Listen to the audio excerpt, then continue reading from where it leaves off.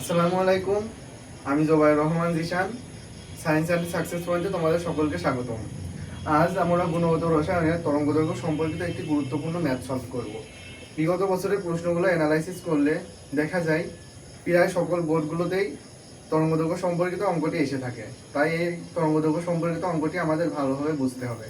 চলো আমরা তাইলে অঙ্কটা বুঝি। এখন প্রশ্নে বলা আছে, হাইড্রোজেন পরমাণু ইলেকট্রন যখন চতুর্থ শক্তি স্তর থেকে দ্বিতীয় শক্তি স্তরে স্থানান্তরিত হয় তখন সৃষ্ট বর্ণালী রেখা তরঙ্গদৈর্ঘ্য কত হবে এবং বিকিরণের বর্ণ কিরূপ হবে।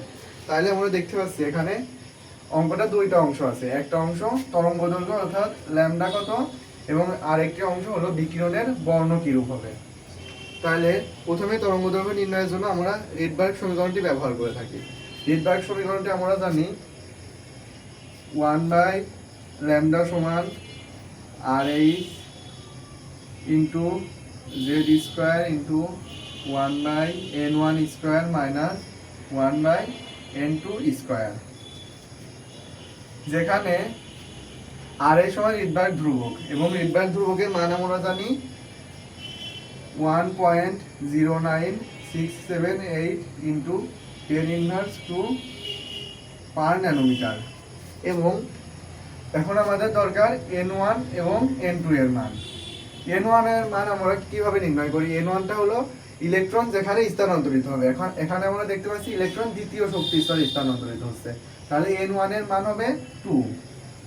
এবং ইলেকট্রন প্রাথমিক অবস্থায় যে শক্তি স্তরে থাকবে n2 এর মান হবে কত? তাহলে n2 সমান 4।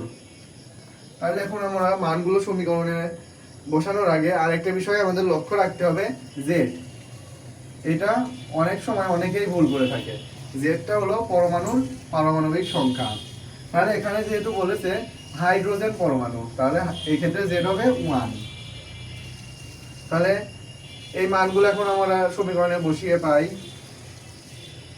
RH 1.09678 into 10⁻², Z1 square into 1/n1 এর মান 2 স্কোয়ার মাইনাস n2 এর মান 4 1/4 স্কোয়ার।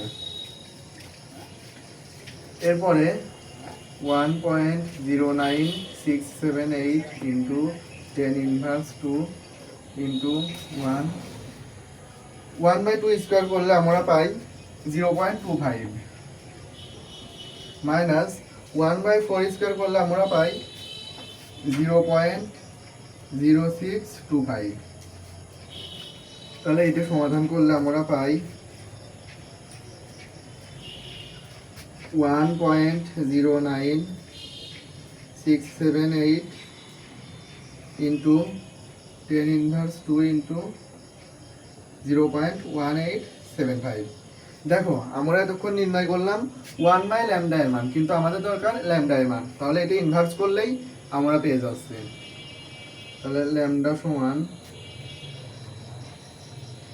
1/1.09678 ইন্টু 10⁻² ইন্টু 0.1875, এবং ল্যামডা এর মান হবে ন্যানোমিটার এককে। তাহলে এখানে এককটা কি হবে? পার ন্যানোমিটার। তাহলে এখন এটা ক্যালকুলেশন করলে আমরা পাই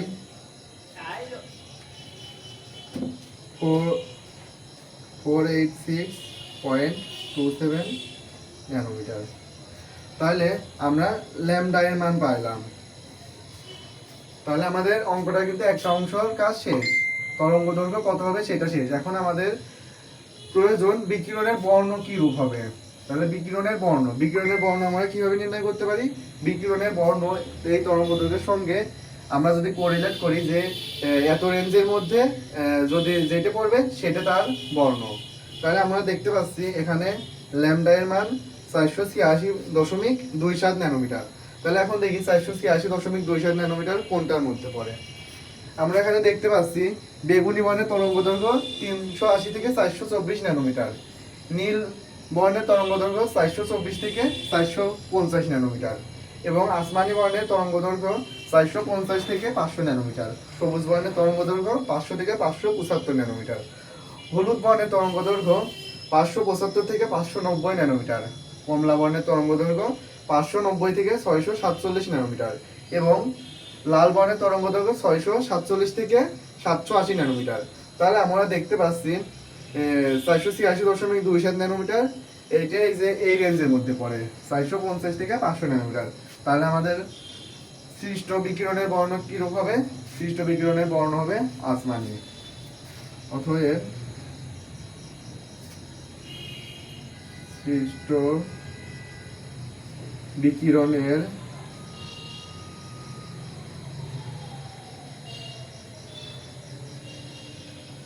বর্ণ